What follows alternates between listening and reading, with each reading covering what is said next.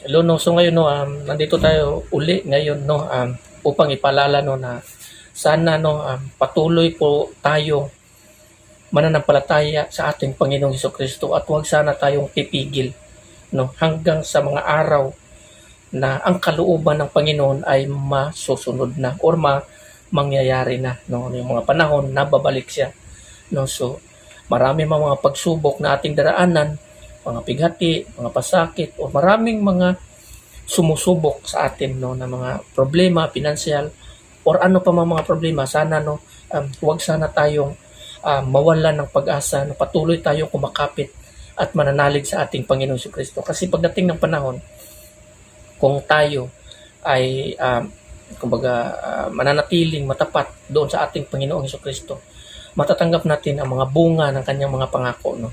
So kung tayo ay mananatili pa rin nakakapit sa ating pananampalataya tulad ng isang angkla, no, na nakakapit kahit anong unos, patuloy tayong kumakapit nito, no, sa ating Panginoong Hesus Kristo, no. So huwag sana tayong magpadala, no, sa mga mali-maling mga turo na siyang dahilan upang napahilayo or napalayo yung mga tao mula sa ating Panginoong Hesus Kristo.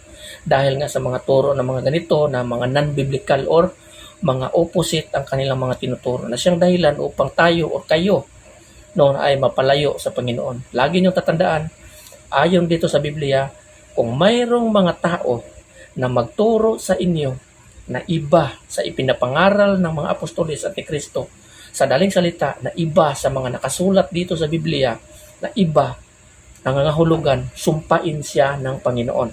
Yun yung sinasabi doon sa Galacia, no, sumpain siya. Kahit pa mga anghel, kung mangaral daw na iba, so sumpain siya. Kung kahit mga tao na mangaral na iba na sa mga nakasulat sa Biblia, sumpain siya, no. So wala tayong ibang kakapitan na salita na mga salita ng Panginoon kundi ito lang.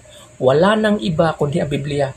Kung may mga tao na lalapit sa inyo at mangaral sa inyo na iba sa nakasulat sa Biblia, huwag niyong tanggapin. No, huwag niyong tanggapin. So bago niyo tatanggapin ang kanilang mga sinasabi, pakinggan niyo yung kanilang mga sinasabi, i-compare niyo at saliksikin niyo ang Biblia.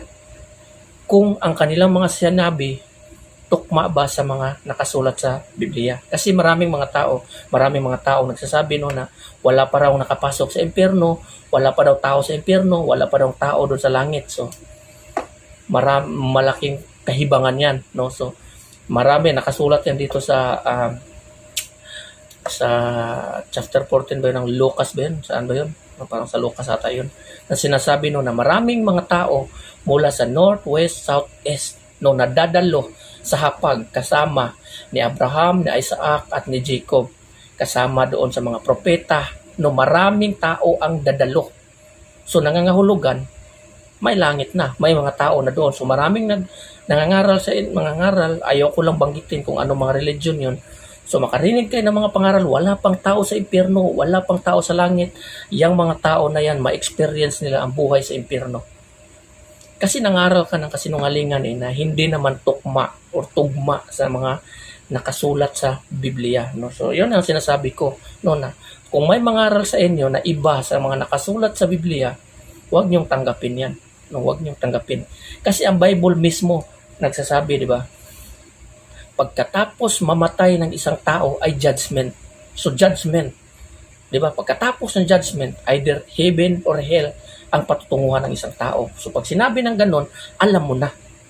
Doon naman sa Revelation, makikita natin o mababasa natin doon, no, na "And I saw the dead, small and great, standing before the throne."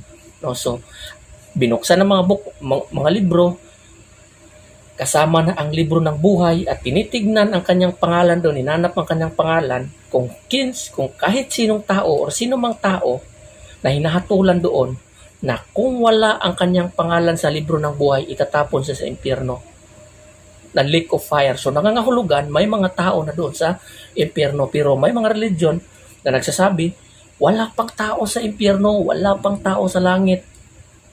Kalokohan yan. Yan yung sinasabi ko. Yan yung sinasabi ko, no, na itong mga pangaral nila ng mga ganyan is non-biblical yan. Opposite sa mga nakasulat. Yung ayon sa sinasabi sa kasulatan, sumpain sila. sumpain sila kung mangaral sila na iba sa mga nakasulat sa Biblia. No? So, klarong-klaro po yan. No? So, klarong-klaro po yan. So, huwag kayong magpapalinlang sa mga mali-maling turo. Yan ay example lamang at isa lang yan sa mga maling turo ng bawat religion. So, marami pang iba. Especially sa mga Muslim. No? So, pinopromote nila ang lustful desire and violence and terrorism. No? So, yan ang, bakit may lustful desire? Isipin mo, kailangan pumatay ka ng tao. Violence yan and terrorism. Papatay ka ng tao. May mga limita. Kaya yung iba mag-suicide suicide bomber. Kasi nga, may hinahabol sila yung pangako daw ng Allah nila na si Lucifer, no, na 72 virgin, no, na hinahanda raw sa kanila.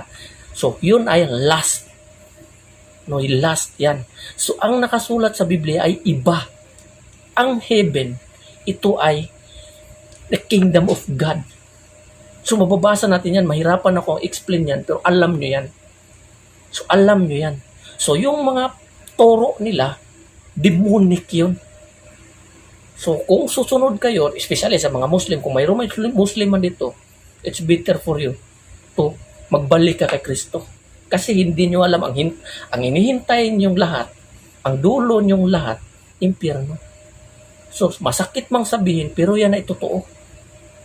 No, so, yan ay mga ilan lamang yan sa mga mali-maling turo na tinuturo ng inyong mga religion na siyang dahilan upang kayo ay maligaw, upang ang bawat tao mapalayo kay Kristo at mamuhay sa kasalanan at babagsak sa kapahamakan at kaparusahan. So mag-ingat po tayo, no, sa ating mga sinusunod, binabasa at pinapakinggan. It's better, no, na saliksikin natin ang mga nakasulat sa Biblia patungkol sa kanilang mga sinasabi.